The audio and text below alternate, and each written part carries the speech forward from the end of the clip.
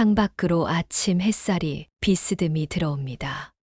먼지가 빗줄기를 타고 천천히 내려앉는 모습을 보며 나는 오늘도 이 낡은 집 안에서 하루를 시작합니다. 제 이름은 최마리, 올해 68입니다.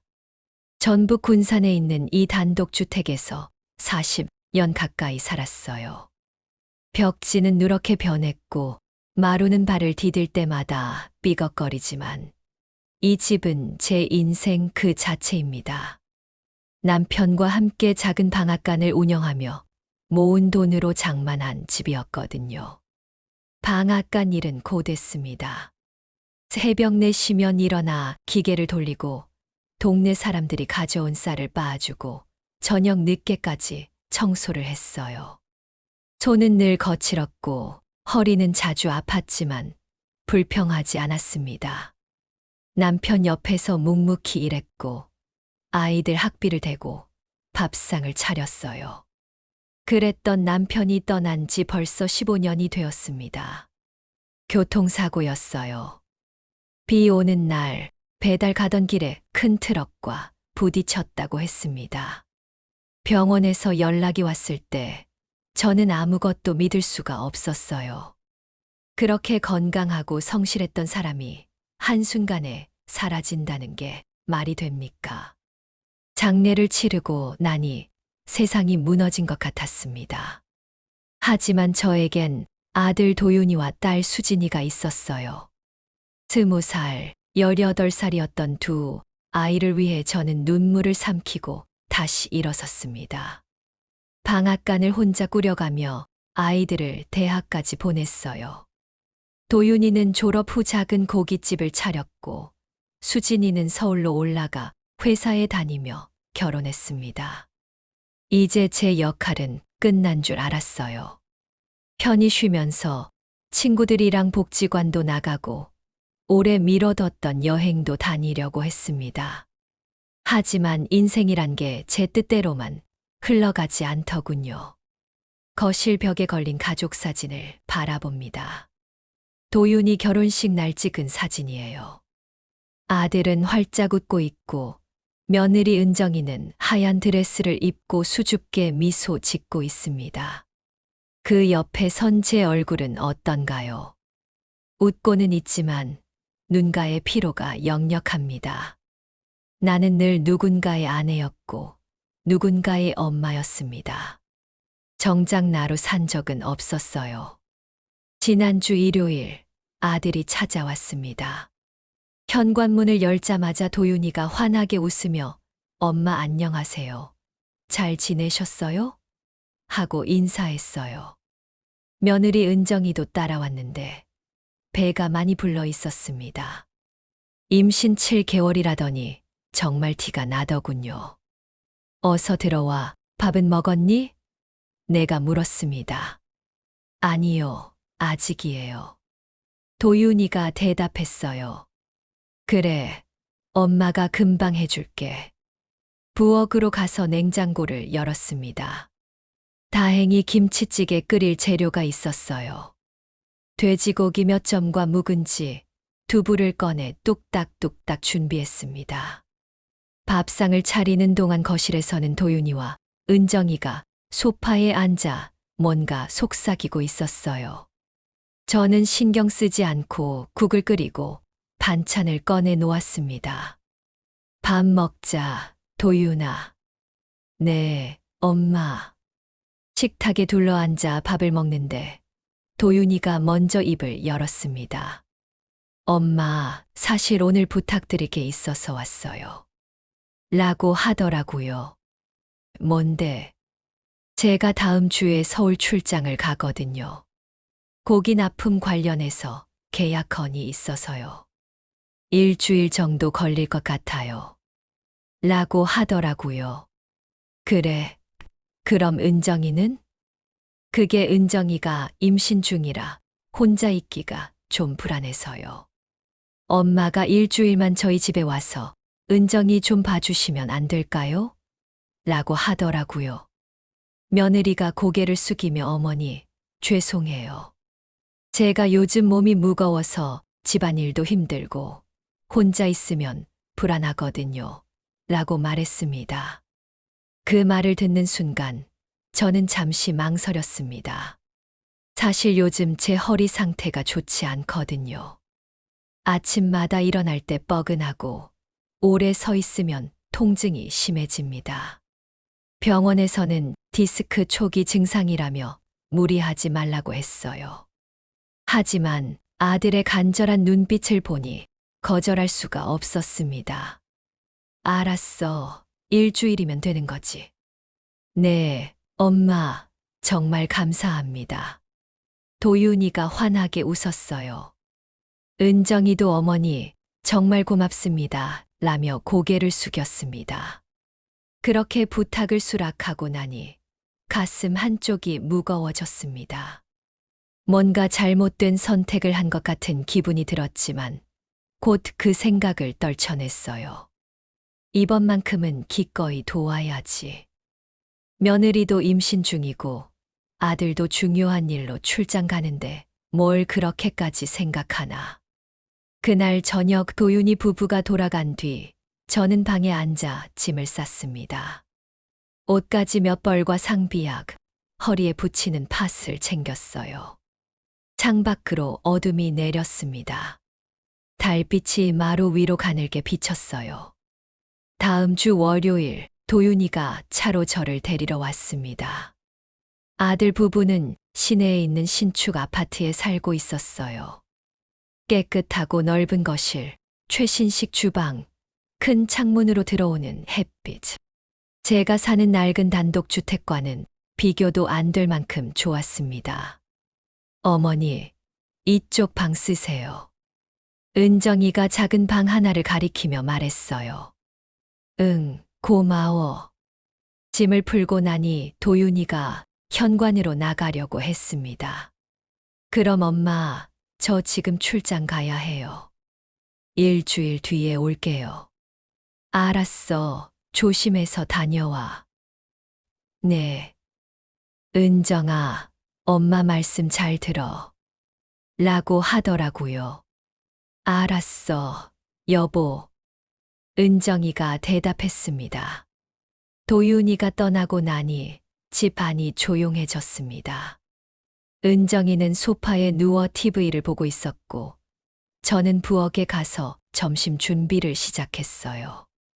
어머니, 저 오늘 좀 속이 안 좋아요. 미역국 끓여주실 수 있어요? 은정이가 말했습니다. 그래, 알았어. 미역국을 끓이고 밥을 지었습니다. 반찬도 몇 가지 꺼내 놓았어요. 점심을 차려놓고 은정아, 밥 먹자 하고 불렀습니다. 어머니 저기요. 전 식탁에서 먹기 힘들어요. 소파에서 먹을게요. 라고 했어. 소파에서? 라고 물으니, 네, 배가 불러서 일어나기가 힘들거든요. 라고 하더라고요. 할 수 없이 쟁반에 밥과 국을 담아 거실로 가져갔습니다. 은정이는 TV를 보며 숟가락을 들었어요. 국물이 좀 싱거운 것 같아요. 소금 좀 더 넣어주세요. 라고 했어. 부엌으로 돌아가 소금을 넣고 다시 가져왔습니다. 그렇게 점심을 먹고 나니 설거지가 기다리고 있었습니다. 허리가 뻐근했지만 참고 설거지를 했어요. 오후가 되자 은정이가 또 부탁을 했습니다. 어머니, 저 요즘 입덧이 심해서 새콤한 게 당기는데요. 근처 마트 가서 청포도 좀 사다 주실 수 있어요? 라고 하더라고요. 지금?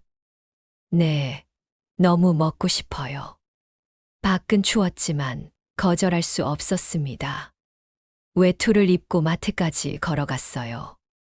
다행히 청포도가 있었습니다. 한 봉지를 사서 돌아왔습니다.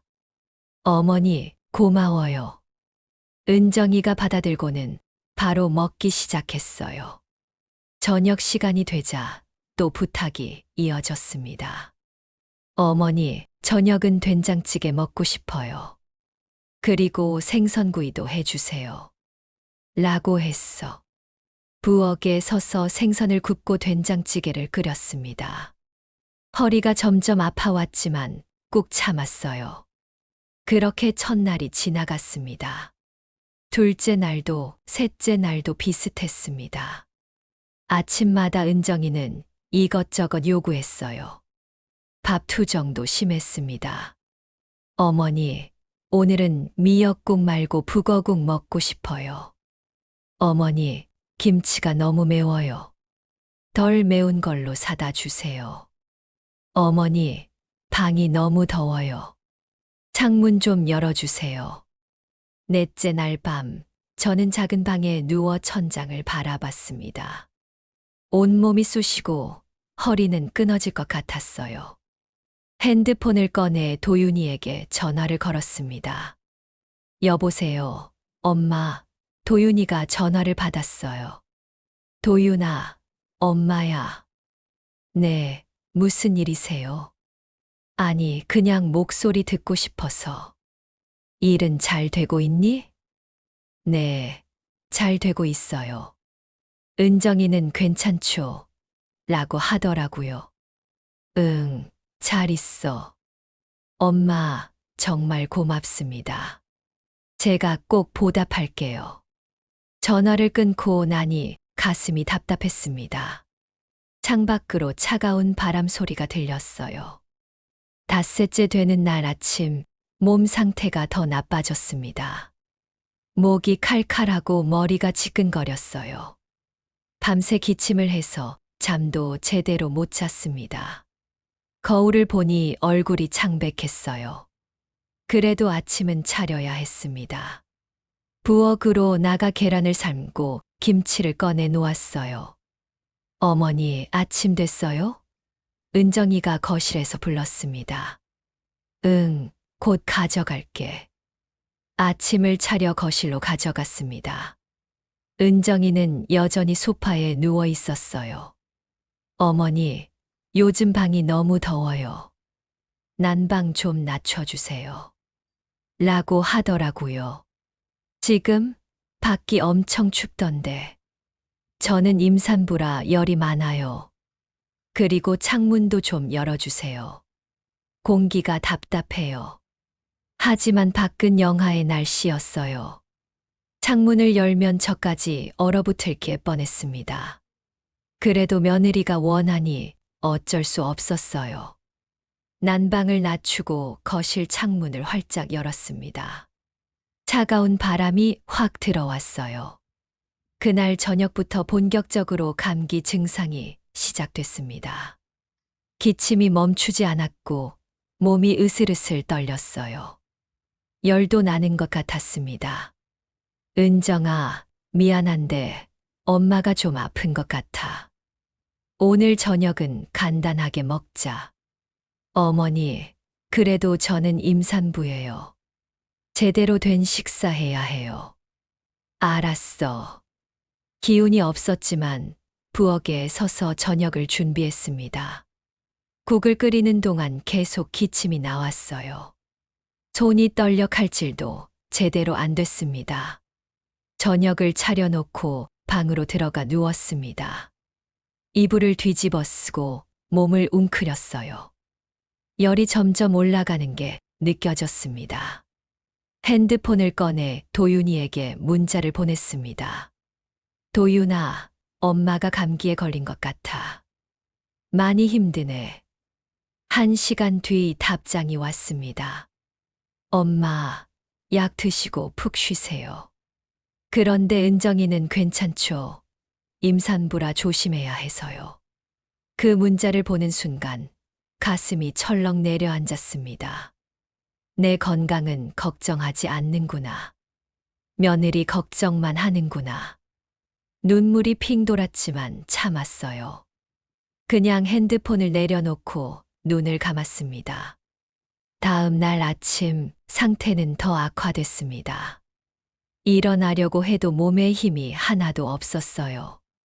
기침은 더 심해졌고 목소리도 거의 나오지 않았습니다. 그래도 아침은 차려야 한다는 생각에 억지로 부엌으로 나갔습니다. 어머니, 오늘 아침 뭐예요? 은정이가 물었습니다. 죽 끓일게. 죽이요. 저는 죽 싫어요. 밥 지어주세요. 은정아, 미안한데 엄마가 진짜 몸이 안 좋아.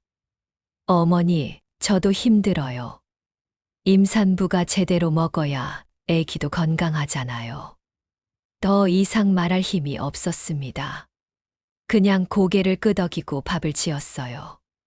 밥을 짓는 동안 계속 기침을 했습니다. 손으로 입을 막았지만 기침은 멈추지 않았어요. 아침을 차리고 거실로 가져갔습니다. 은정이는 핸드폰을 보고 있었어요. 밥 먹어. 네. 그렇게 아침을 차려주고 다시 방으로 돌아갔습니다. 이불 속에 파묻혀 눈을 감았어요. 온몸이 불덩이처럼 뜨거웠습니다. 의식이 흐릿해졌어요. 정확히 얼마나 시간이 지났는지 모르겠습니다. 눈을 뜨니 천장이 빙글빙글 돌았어요.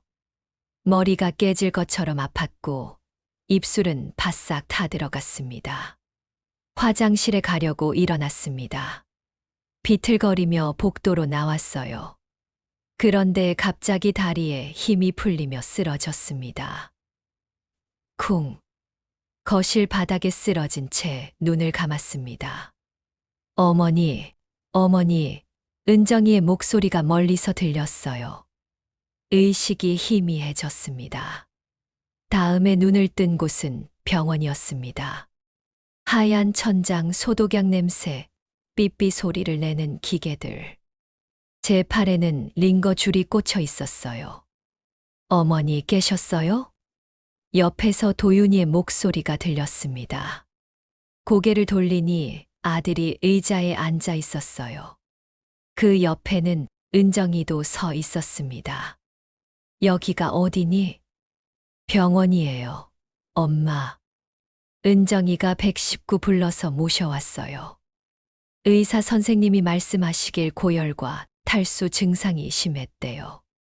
며칠 더 늦었으면 큰일 날 뻔했다고요. 도윤이가 말했습니다. 그래서 넌 출장은? 급하게 돌아왔어요. 엄마 쓰러졌다는 연락 받고 바로 왔습니다. 미안하다, 도윤아. 엄마가 몸 관리를 못해서. 무슨 말씀을 그렇게 하세요? 도윤이가 제 손을 잡았어요. 잠시 조용한 시간이 흘렀습니다. 그런데 은정이가 도윤이에게 속삭였어요. 여보, 근데 코코는 어떡해요? 오늘 산책 못 나갔잖아요.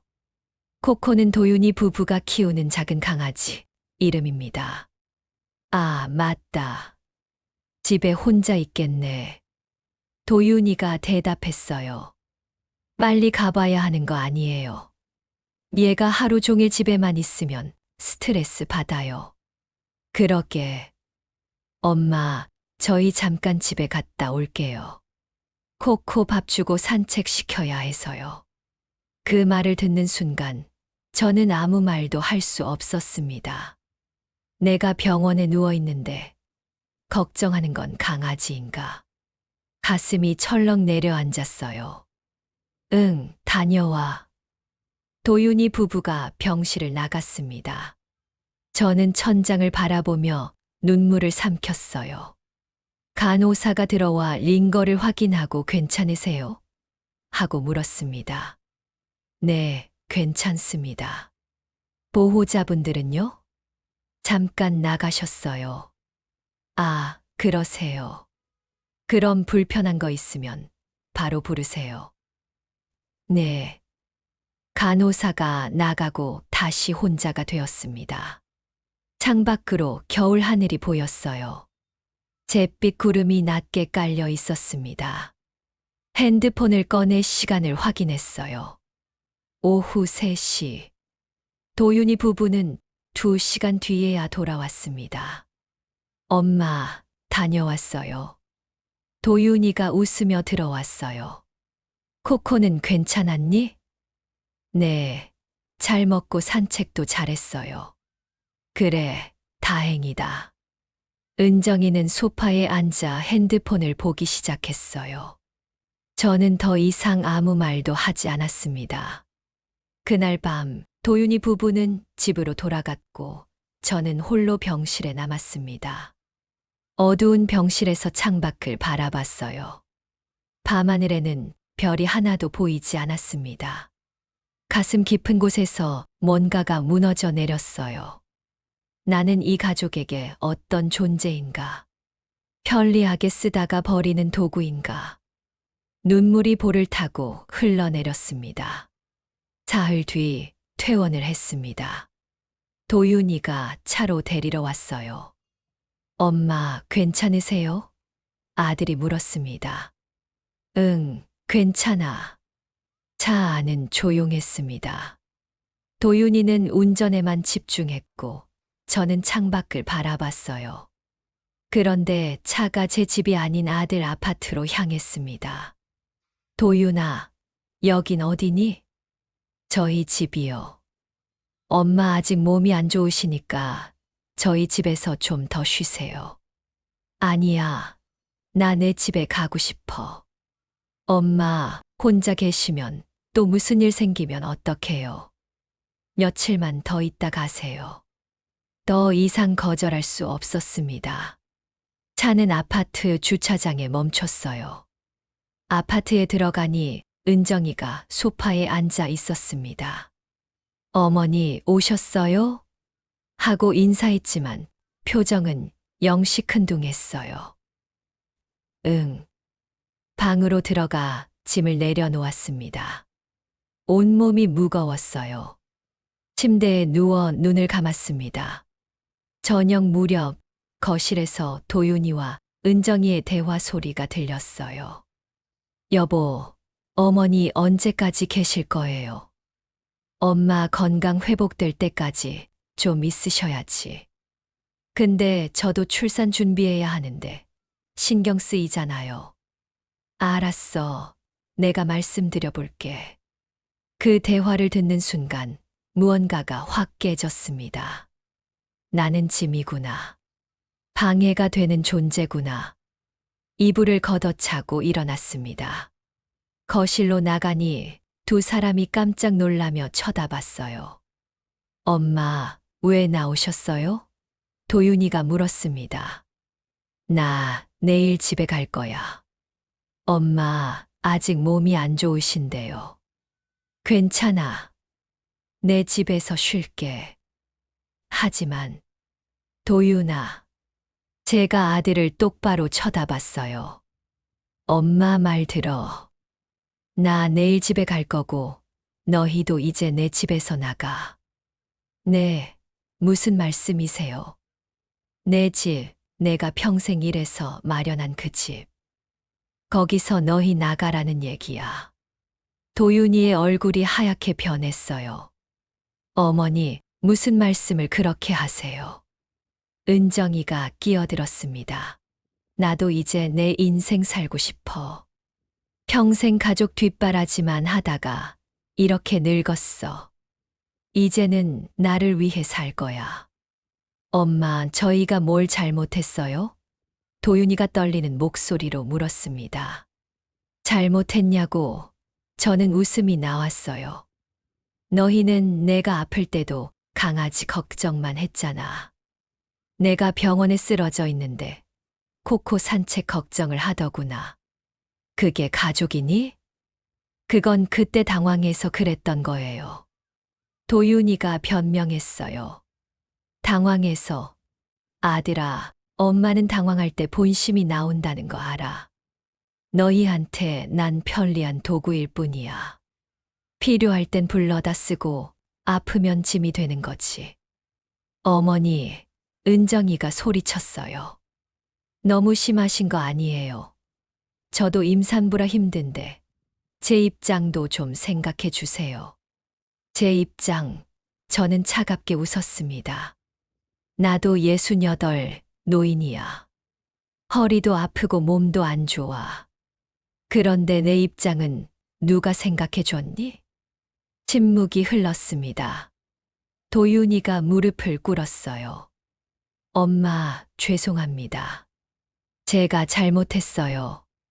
제발 화 풀어주세요. 일어나, 도윤아. 무릎 꿇는다고 해결될 일이 아니야. 엄마, 제발요. 저희 어디 가서 살아요. 집도 없는데. 그건 니네 일이지. 내 일이 아니야. 나는 이제 내 집에서 혼자 살 거야. 엄마, 내일까지 짐 싸. 그리고 내 집 열쇠 돌려줘. 그렇게 말하고 방으로 돌아갔습니다. 문을 닫는 순간 밖에서 은정이의 흐느끼는 소리가 들렸어요. 하지만 돌아서지 않았습니다. 이불 속으로 파고들어 눈을 감았어요. 가슴은 아팠지만 결심은 흔들리지 않았습니다. 이제부터는 내 집, 내 삶을 내가 지킬 거야. 다음 날 아침 도윤이가 차로 저를 집까지 데려다 줬습니다. 차 안은 내내 침묵이었어요. 집 앞에 도착하자 도윤이가 짐을 내려주며 말했습니다. 엄마, 정말 이러실 거예요? 응. 저희 정말 나가야 해요? 그래야지. 도윤이의 눈에 눈물이 고였어요. 하지만 저는 고개를 돌렸습니다. 일주일 안에 짐 빼. 그리고 열쇠 우편함에 넣어둬. 네.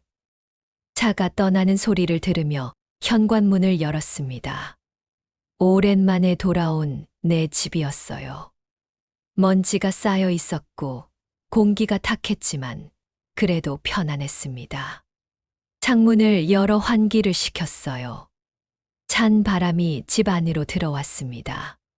가슴 깊이 숨을 들이마셨어요. 이제 시작이야. 사흘이 지난 어느 오후 현관 앞 우편함에 열쇠가 들어 있었습니다. 쪽지도 함께 있었어요. 엄마, 죄송합니다.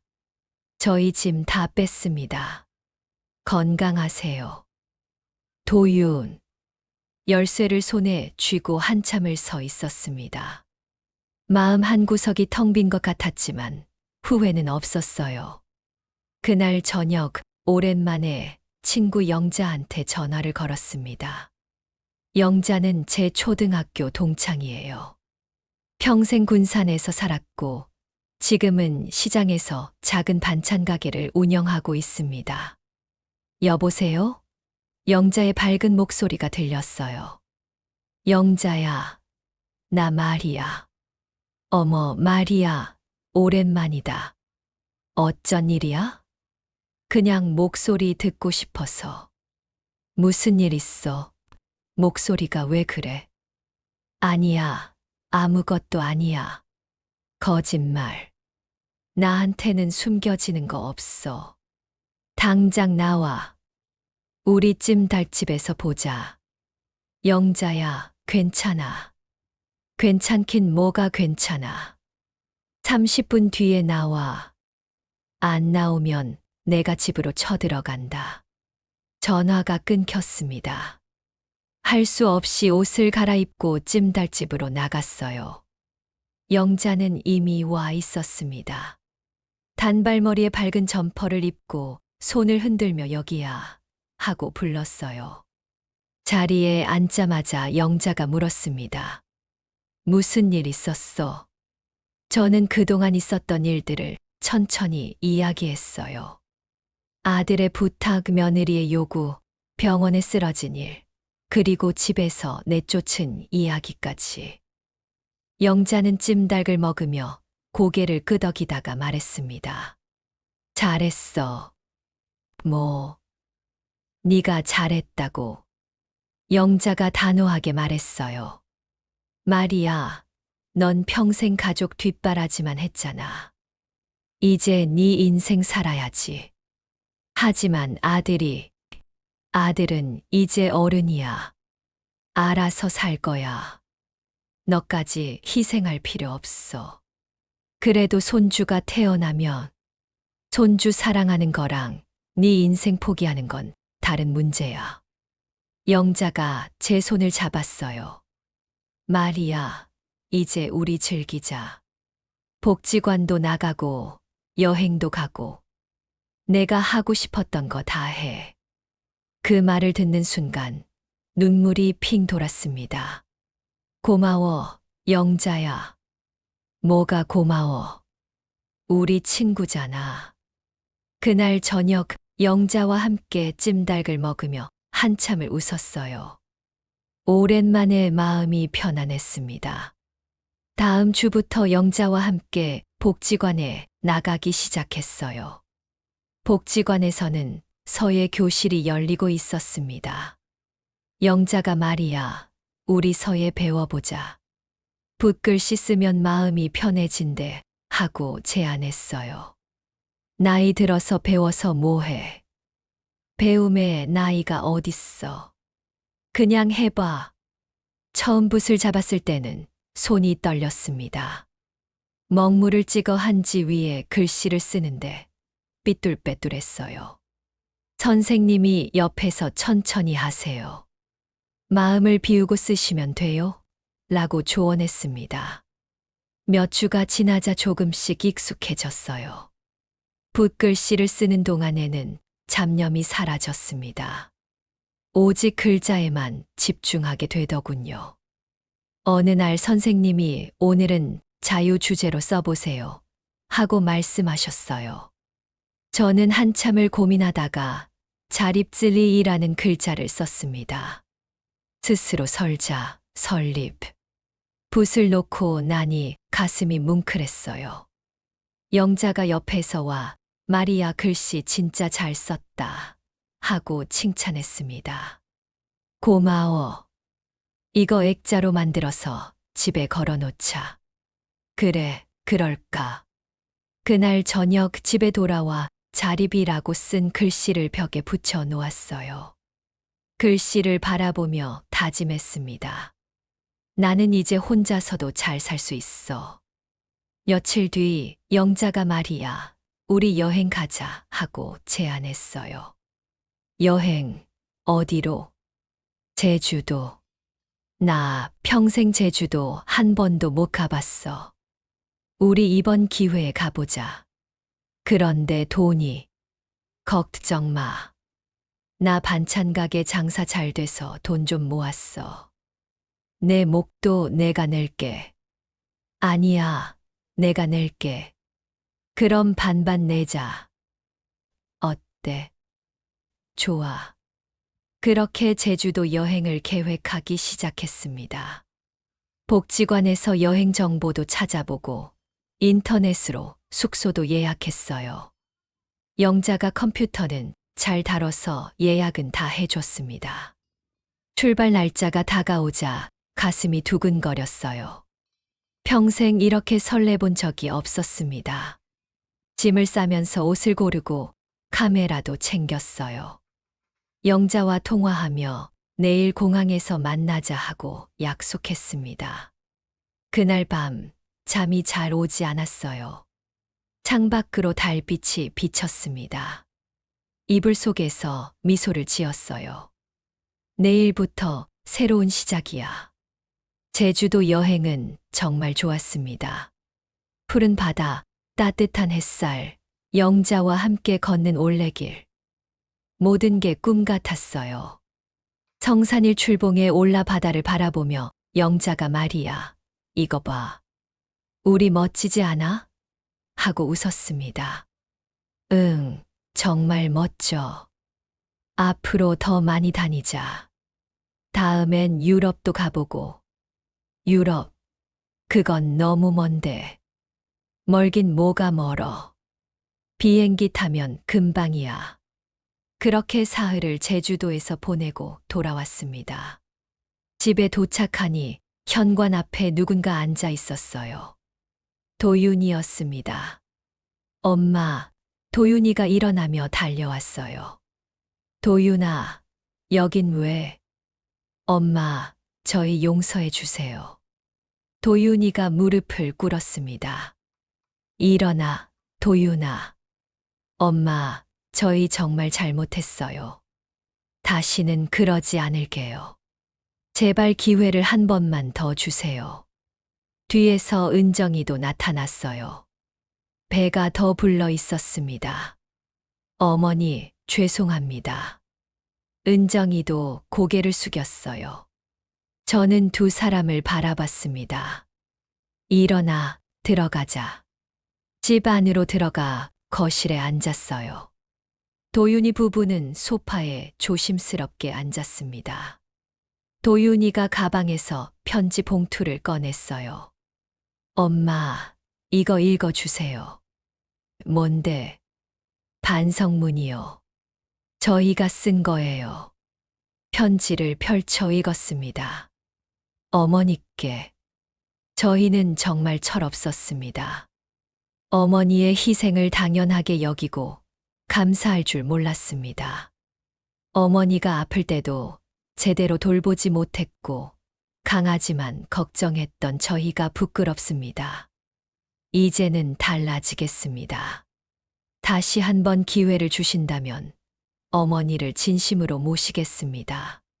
편지를 내려놓고 두 사람을 봤어요. 도윤아, 은정이. 네, 어머니. 늦게 깨닫는 건 죄가 아니야. 하지만 다시는 내 인생을 빼앗길 수는 없어. 엄마, 나는 이제 내 삶을 살 거야. 너희도 너희 삶을 살고. 어머니, 저희 정말 달라질 수 있어요. 도윤이가 간절하게 말했습니다. 달라진다는 게 뭔데? 내가 다시 너희 집에 가서 집안일 해주는 거야. 아니요, 그런 게 아니에요. 그럼 뭔데? 그냥 가끔 찾아뵙고 식사도 같이 하고 어머니 건강 챙겨드리고 싶어요. 그건 아들로서 당연한 거 아니니? 네, 맞아요. 그래서 더 잘하고 싶어요. 저는 한숨을 쉬었습니다. 도윤아, 나는 이제 너희한테 기대하지 않아. 기대하지 않으니까 실망도 안 해. 그게 편해. 엄마, 그렇게 말씀하시니까 너무 슬퍼요. 슬프면 너희가 변해. 말로만 변하겠다고 하지 말고 진짜 행동으로 보여줘. 어떻게요? 우선 나한테 연락 자주 해. 일주일에 한 번씩이라도. 안부 묻고 건강은 어떤지 물어봐. 그리고 무리한 부탁은 하지 마. 내가 할 수 있는 것만 해. 알겠니? 네, 엄마. 도윤이가 고개를 끄덕였어요. 은정이, 너도 마찬가지야. 나는 내 집안일 도우미가 아니야. 서로 존중하면서 지내자. 네, 어머니. 알겠습니다. 은정이가 대답했어요. 그렇게 이야기를 나누고 두 사람은 돌아갔습니다. 현관문이 닫히고 다시 혼자가 되었어요. 창밖으로 해가 지고 있었습니다. 주황빛 노을이 하늘을 물들였어요. 거실에 앉아 차를 마시며 생각했습니다.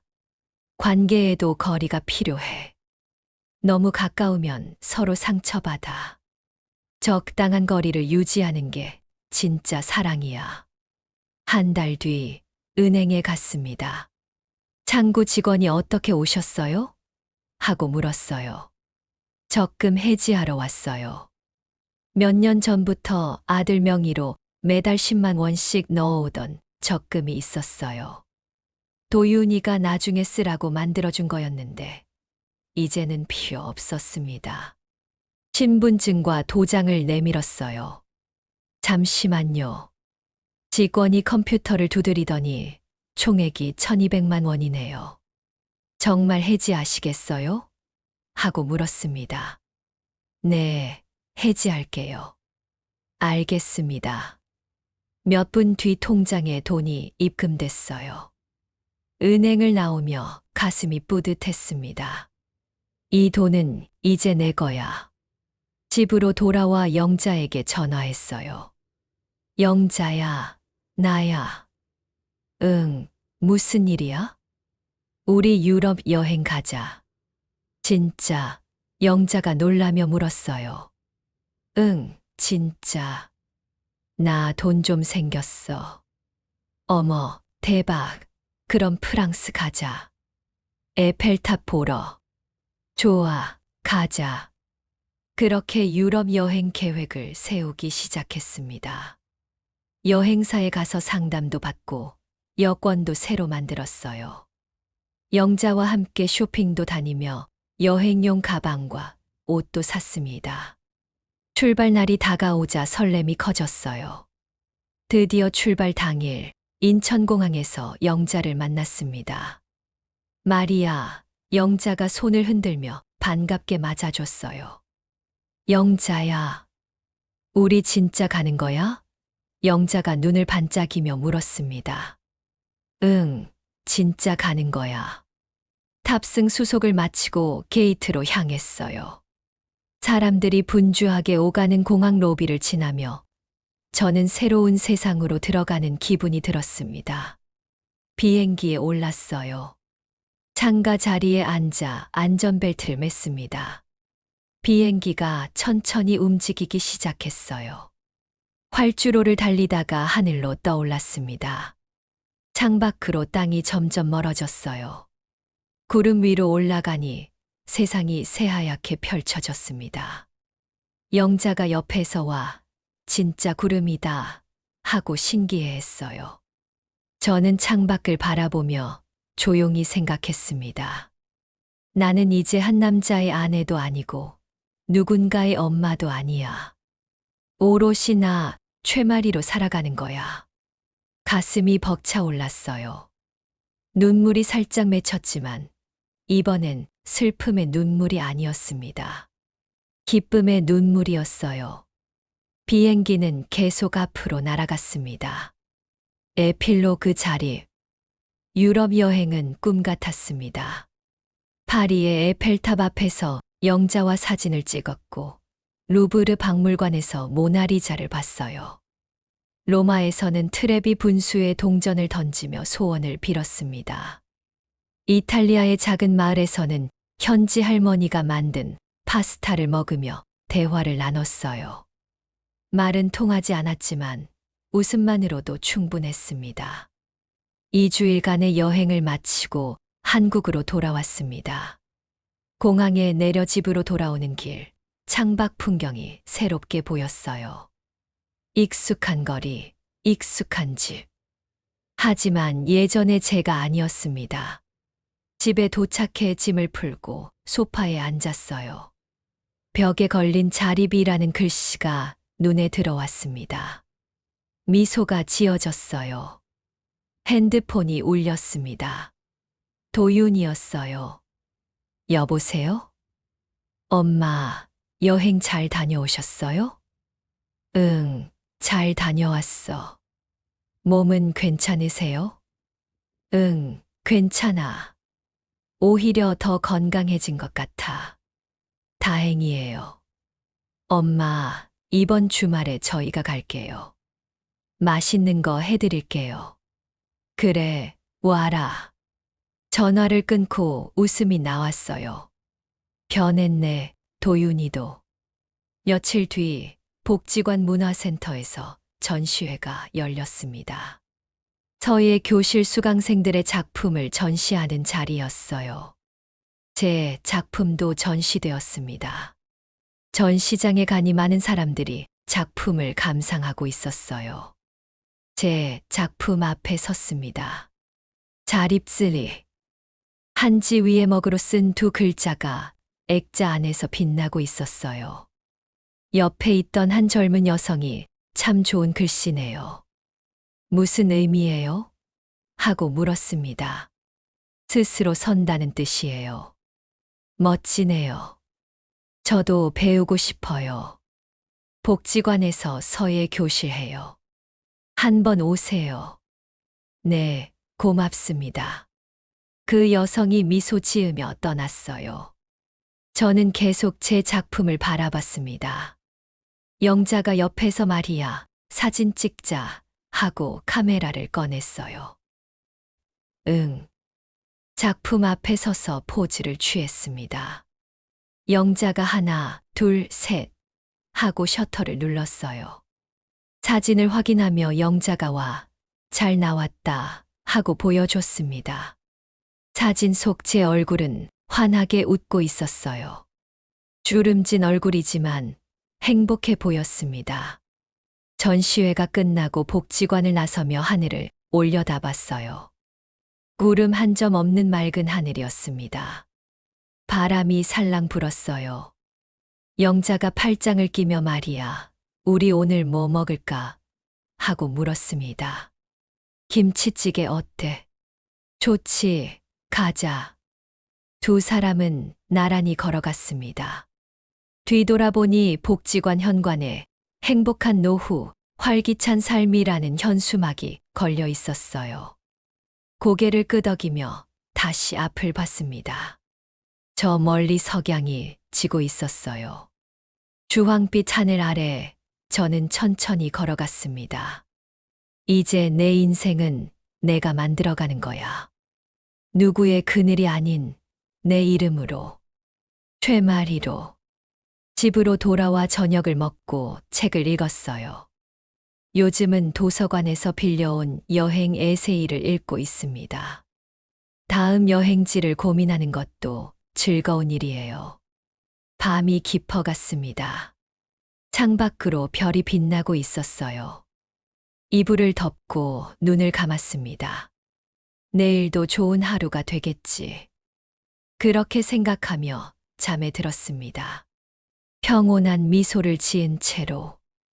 몇 달 뒤 제 삶은 더욱 풍요로워졌습니다. 복지관에서 새로운 친구들도 사귀었고 봉사활동에도 참여하기 시작했어요. 홀로 사는 노인분들께 반찬을 나눠드리는 일이었습니다. 어느 날 한 할머니 댁을 방문했어요. 반찬 가방을 들고 초인종을 눌렀습니다. 문이 열리며 할머니가 어머, 또 오셨네요. 고맙습니다 하고 웃으셨어요. 할머니, 잘 지내셨어요? 덕분에 잘 지내요. 반찬을 냉장고에 넣어드리고 잠시 이야기를 나눴습니다. 할머니는 혼자 사시는데 자식들이 모두 멀리 있다고 했어요. 외롭지 않으세요? 제가 물었습니다. 처음엔 외로웠죠. 그런데 이제는 익숙해졌어요. 오히려 혼자 있는 게 편하더라고요. 할제 시도도 계속 편집머니가 미소 지으며 말씀하셨어요. 그 말을 듣는 순간 저도 공감이 갔습니다. 저도 그래요. 처음엔 힘들었는데 이제는 혼자 사는 게 좋아요. 그렇죠. 우리 나이엔 혼자만의 시간이 필요해요. 자식들 눈치 안 보고 내 마음대로 살 수 있잖아요. 맞아요, 할머니. 그렇게 할머니와 한참을 이야기했어요. 떠나면서 할머니가 제 손을 꼭 잡으며 고맙습니다. 또 와주세요 하고 말씀하셨습니다. 네, 꼭 올게요. 집으로 돌아오는 길, 가슴이 따뜻했습니다. 누군가를 도울 수 있다는 게 이렇게 기쁜 일인지 처음 알았어요. 그날 저녁 도윤이한테서 전화가 왔습니다. 엄마, 저예요. 응, 도윤아. 엄마, 은정이가 출산했어요. 정말 아들이야, 딸이야? 아들이에요. 3.2kg예요. 엄마, 손주 보러 오실 거죠? 그럼 갈게. 언제 가면 돼? 내일 오후에 오세요. 병원 주소 문자로 보낼게요. 알았어. 전화를 끊고 나니 가슴이 두근거렸어요. 손주라니. 다음 날 오후 병원으로 갔습니다. 영자도 함께 가자고 해서 둘이 같이 갔어요. 병실 문을 열고 들어가니 도윤이가 아기를 안고 있었습니다. 엄마, 도윤이가 환하게 웃으며 인사했어요. 도윤아, 축하한다. 고맙습니다, 엄마. 침대에 누워있던 은정이도 어머니, 오셨어요. 하고 인사했습니다. 응, 수고했어. 아기를 보니 정말 작고 예뻤어요. 조그만 손, 오물거리는 입술. 안아보실래요? 도윤이가 물었습니다. 그래. 조심스럽게 아기를 받아 안았어요. 따뜻하고 보드라운 감촉이 느껴졌습니다. 아기가 눈을 뜨고 저를 쳐다봤어요. 잘생겼다, 우리 손주. 영자도 옆에서 어머, 진짜 예쁘다 하고 감탄했어요. 잠시 아기를 안고 있다가 도윤이에게 돌려줬습니다.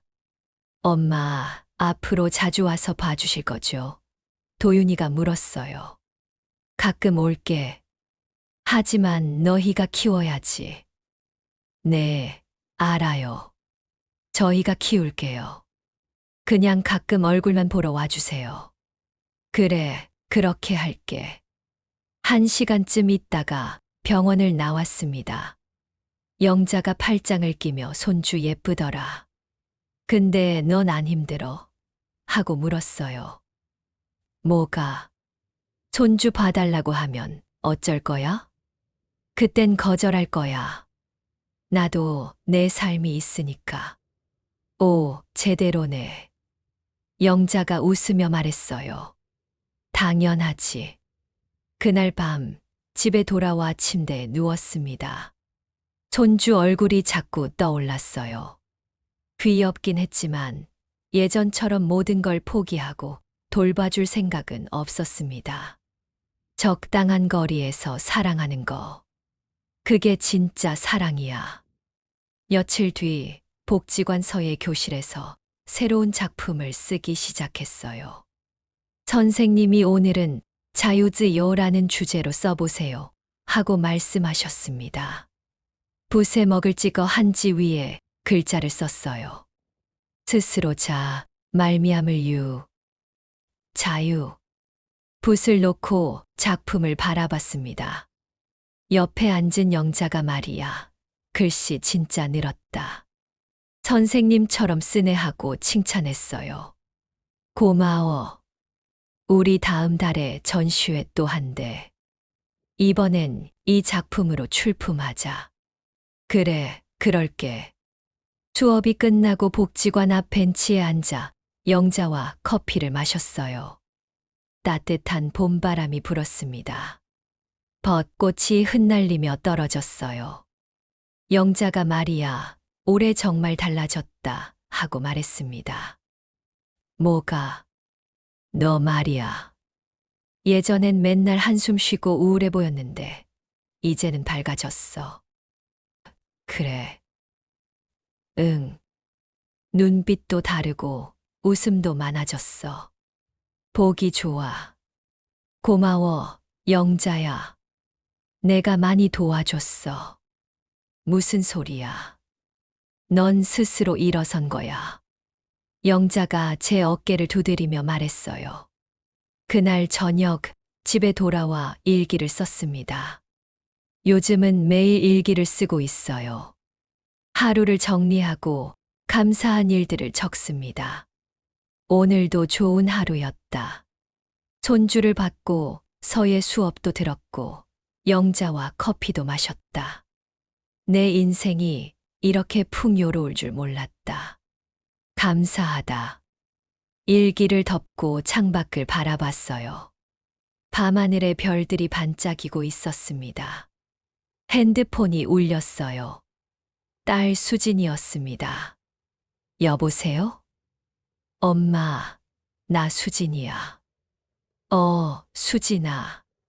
잘 지내니? 응, 잘 지내. 엄마는? 나도 잘 지내. 엄마, 이번 주말에 내려갈게. 오랜만에 얼굴 보고 싶어. 그래, 와라. 맛있는 거 해줄게.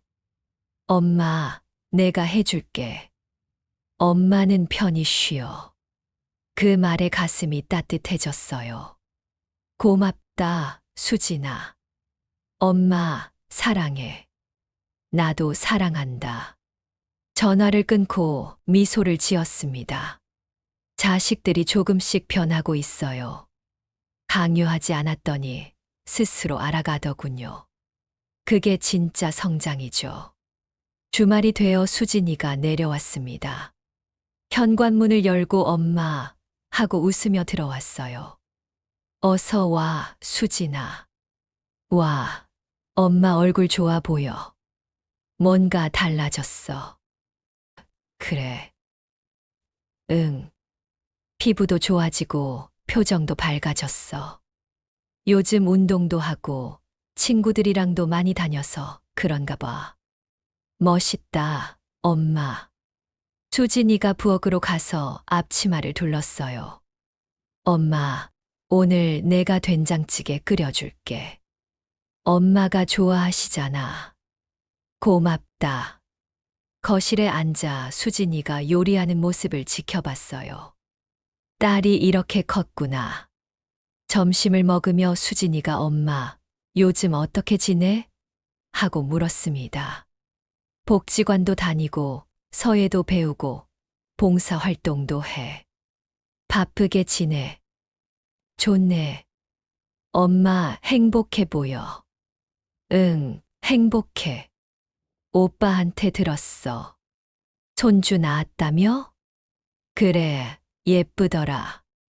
엄마, 손주 봐주느라 힘들지 않아. 아니, 가끔만 얼굴 보러 가. 내 일은 따로 있으니까. 수진이가 엄마 손을 잡으며 엄마 정말 멋있어. 나도 엄마처럼 살고 싶어 하고 말했어요. 넌 지금도 잘하고 있어. 고마워, 엄마. 그날 오후 수진이와 함께 근처 공원을 산책했어요. 벚꽃이 만개해 있었습니다. 꽃이 피 바람에 날려 눈처럼 흩날렸어요. 수진이가 사진 찍자 하며 셀카를 찍었습니다. 사진 속 우리는 환하게 웃고 있었어요. 엄마, 이 사진 내가 액자로 만들어서 보낼게. 그래, 고마워. 공원 벤치에 앉아 한참을 이야기했습니다. 일상적인 이야기, 웃긴 이야기, 때로는 진지한 이야기도. 해가 지고 저녁 노을이 하늘을 물들였어요. 집으로 돌아와 수진이를 배웅했습니다. 엄마, 자주 올게. 그래, 조심해서 가. 사랑해, 엄마. 나도 사랑한다. 수진이가 떠나고 다시 혼자가 되었습니다. 하지만 외롭지 않았어요. 거실에 앉아 차를 마시며 창밖을 바라봤습니다. 달이 떠올랐어요. 밝고 환한 보름달이었습니다. 핸드폰을 꺼내 영자에게 문자를 보냈습니다. 영자야, 내일 시간 있어. 점심 먹자. 곧 답장이 왔어요. 당연하지. 몇 시에 어디서? 12시에 시장 앞에서. 오케이. 미소를 지으며 핸드폰을 내려놓았습니다. 내일도 좋은 하루가 되겠죠. 그렇게 하루하루가 쌓여가고 있었어요. 때로는 평범하고, 때로는 특별한 날들. 하지만 모든 날이 제 것이었습니다. 누구를 위한 하루가 아닌 나를 위한 하루. 그게 얼마나 소중한지 이제야 알았어요. 침대에 누워 이불을 덮었습니다. 눈을 감으며 조용히 중얼거렸어요. 나는 이제 진짜 나로 살고 있어. 평온한 미소가 입가에 머물렀습니다. 밖에서는 바람 소리가 들렸어요. 나무잎이 살랑거리는 소리, 차 지나가는 소리. 익숙하고 편안한 소리들이었습니다. 그렇게 잠에 들었어요. 깊고 평화로운 잠이었습니다. 그로부터 1년이 흘렀습니다. 저는 여전히 군산에서 살고 있어요. 복지관 서예 교실은 이제 조교 역할을 맡고 있습니다. 새로 오신 어르신들께 붓 쓰는 법을 알려드리죠. 봉사 활동도 계속하고 있어요. 매주 목요일마다 홀로 사시는 어르신들께 반찬을 배달합니다. 영자와는 여전히 절친이에요. 지난달에는 함께 일본 여행을 다녀왔습니다. 도쿄에서 스카이트리를 보고 교토에서 저를 구경했어요. 손주는 이제 돌이 지났습니다. 가끔 영상통화로 얼굴을 봐요. 도윤이가 보내주는 사진을 보며 웃곤 하죠. 한 달에 한 번 정도 아들 집에 놀러 갑니다. 도윤이와 은정이는 많이 달라졌어요. 이제는 제게 무리한 부탁을 하지 않습니다. 수진이는 서울에서 승진했어요. 이제 팀장이 되었다며 자랑하더군요. 한 달에 한 번씩 내려와 함께 시간을 보냅니다. 오늘은 복지관 문화센터에서 개인전을 여는 날입니다. 1년 동안 쓴 서예의 작품들을 전시하는 거예요. 전시장 입구에 서니 가슴이 떨렸습니다. 영자가 옆에서 긴장돼 하고 물었어요. 응, 조금. 괜찮아. 넌 잘할 거야. 문을 열고 들어갔습니다. 벽면에 제 작품들이 걸려 있었어요. 자아리별 자유, 행복, 사랑, 용기. 하나하나가 제 인생의 한 조각 같았습니다. 사람들이 하나둘 들어오기 시작했어요. 도윤이 가족도 왔고 수진이도 왔습니다. 복지관 친구들, 봉사활동 동료들도 왔어요. 모두 제 작품을 보며 감탄했습니다. 정말 멋지네요. 한 관람객이 말했어요. 고맙습니다. 이 작품들에 담긴 의미가 뭔가요? 제 인생이요. 제가 걸어온 길이고 앞으로 걸어갈 길입니다. 멋집니다. 전시장 한가운데에는 가장 큰 작품이 걸려 있었어요. 나로 산다는 것. 이번에 새로 쓴 작품이었습니다. 그 앞에 서서 한참을 바라봤어요. 영자가 다가와 말이야. 이게 최고야 하고 속삭였습니다. 고마워. 도윤이도 다가왔어요. 엄마, 정말 대단하세요. 존경합니다. 고맙다, 도윤아. 엄마, 저 많이 배웠어요. 엄마 덕분에 진짜 효도가 뭔지 알게 됐어요. 그래, 잘 자라줘서 고맙다.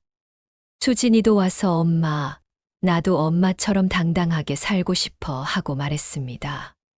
넌 이미 잘하고 있어, 수진아. 가족들과 사진을 찍었어요. 하지만 이번엔 제가 중심이었습니다. 제 전시회, 제 작품, 제 인생. 모두가 저를 축하해 주었어요. 전시회가 끝나고 저녁이 되었습니다. 영자와 단둘이 조용한 식당에서 저녁을 먹었어요. 오늘 정말 좋았다. 영자가 말했습니다. 응, 나도. 마리아, 앞으로 뭐 하고 싶어? 글쎄, 여행도 더 다니고 싶고, 서예도 계속하고 싶고, 그냥 하루하루 즐겁게 살고 싶어. 좋아. 나도 같이 할게. 고마워, 영자야. 두 사람은 잔을 부딪혔어요. 창밖으로 밤거리가 보였습니다. 불빛들이 반짝이고 사람들이 오가고 있었어요. 세상은 여전히 돌아가고 저도 그 안에서 살아가고 있었습니다. 하지만 이제는 떠밀려 사는 게 아니었어요. 제 의지로, 제 선택으로 살아가고 있었습니다. 집에 돌아와 침대에 누웠습니다. 오늘 하루를 되짚어 봤어요. 정말 좋은 하루였습니다. 눈을 감으며 조용히 생각했어요. 68배 나이에 새로운 삶을 시작했어요. 늦었다고 생각하지 않습니다. 지금이 바로 적기니까요.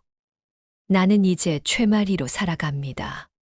누군가의 그림자가 아닌 빛나는 주인공으로. 그렇게 오늘도 내일도 계속해서 평온한 미소를 지으며 잠에 들었습니다. 마음속 깊은 곳에서 울려 퍼지는 목소리가 있었어요. 잘했어, 마리아. 정말 잘했어. 그 목소리는 바로 저 자신의 것이었습니다. 밤은 깊어갔고 별들은 여전히 빛나고 있었어요. 내일도 좋은 하루가 될 거예요. 분명히.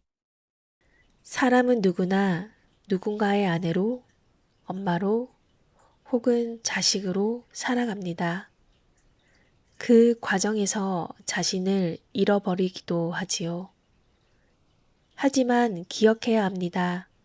내 이름으로, 내 모습으로 살아가는 것이야말로 가장 값진 삶이라는 것을요.